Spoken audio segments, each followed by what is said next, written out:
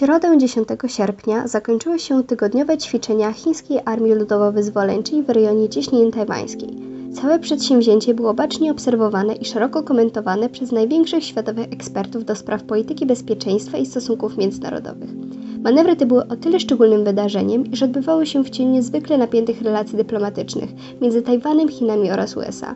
W czasie ich trwania wielokrotnie komentatorzy z całego świata stawiali przed publiką pytanie, czy jest to preludium do nowego, globalnego konfliktu? W tym odcinku serii Porozmawiajmy o Pacyfiku chcielibyśmy nakreślić, jak przebiegły te manewry oraz zarysować, jakie mają znaczenie dla kwestii bezpieczeństwa w rejonie Pacyfiku.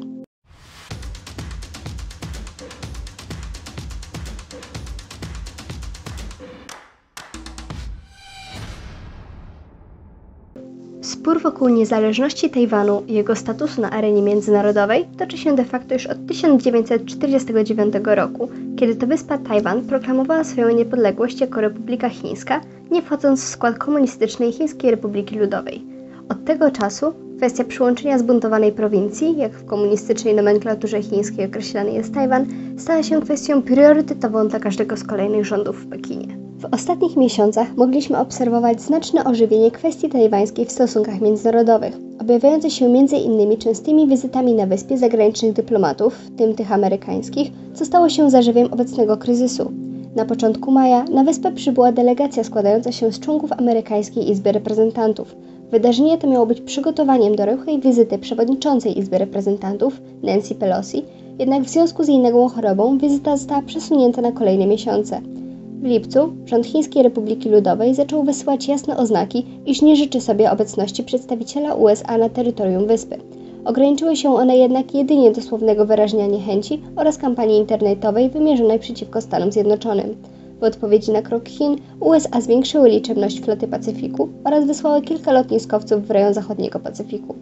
2 lipca Nancy Pelosi wylądowała na Tajwanie. Było to wydarzenie niewątpliwie bezprecedensowe, ponieważ jeszcze nigdy dotychczas Republika Chińska nie gościła tak wysokiego rangą urzędnika amerykańskiego.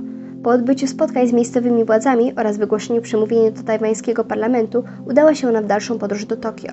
Wraz z przybyciem przewodniczącej rząd w Pekinie ogłosił, iż w dniach 4-7 sierpnia odbędą się ćwiczenia chińskiej marynarki wojennej oraz lotnictwa w 6 tzw. strefach otaczających Tajwan. W tych dniach mogliśmy zaobserwować rzadko spotykaną dotychczas aktywność chińskiego lotnictwa myśliwskiego w rejonie Cieśniny Tajwańskiej, pierwsza strefa. Potwierdzają to odczyty radarów z tajwańskiej strefy identyfikacji i obrony przeciwlotniczej, które to 5 sierpnia zarejestrowały 45 chińskich samolotów znajdujących się w obrębie strefy. Pomimo to nie zarejestrowano żadnego przypadku naruszenia tajwańskich wód terytorialnych ani strefy powietrznej. Warto również wspomnieć o rzadko spotykanej dotąd dla rządu w Pekinie formie nacisku politycznego, jakim były testy pocisków balistycznych przeprowadzone również 5 sierpnia. Głowice te naruszyły strefę powietrzną Republiki Chińskiej, po czym spadły do oceanu w rejonie japońskiej wyłącznej strefy ekonomicznej, co przez wielu ekspertów interpretowane jest jako jednoznaczne ostrzeżenie Pekinu wobec rządu w Tokio, który nie skrywa swojej sympatii dla niepodległego Tajwanu. Pomimo planowanego zakończenia ćwiczeń 7 sierpnia, dowództwo Chińskiej Armii Ludowo-Wyzwoleńczej postanowiło o ich bezterminowej kontynuacji. W dniach 8-10 sierpnia manewry przesunęły się w stronę Zatoki Pochaj oraz Morza Żółtego, skupiając się jednocześnie w większym niż dotychczas stopniu na zdolnościach operacyjnych floty. W poprzednim odcinku omawialiśmy problematykę tajwańskich manewrów Hanguang, które bez wątpienia możemy uznać za militarną odpowiedź na chińską aktywność podobnego typu w regionie. Warto zaznaczyć, iż obszar obu ćwiczeń częściowo się pokrywał, strefa 4 oraz 6. Jednak pomimo to na szczęście nie doszło do żadnych incydentów prowokacyjnych wobec żadnej ze stron.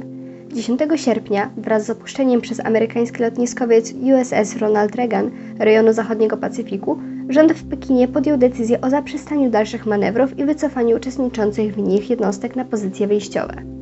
Jaki cel chciały zatem osiągnąć Chiny dzięki powyższym manewrom? Bez wątpienia pierwszym i nadrzędnym ich celem było zademonstrowanie siły militarnej Chińskiej Republiki Ludowej w ewentualnym konflikcie wokół Tajwanu oraz zaakcentowanie nowej retoryki władz w Pekinie, według której cieśnina tajwańska uznawana jest za wody wewnętrzne Chin. Drugim, nie mniej istotnym celem była dezorganizacja ruchu morskiego i lotniczego wokół wyspy, przez co Tajwan został na tydzień otoczony swego rodzaju symboliczną blokadą.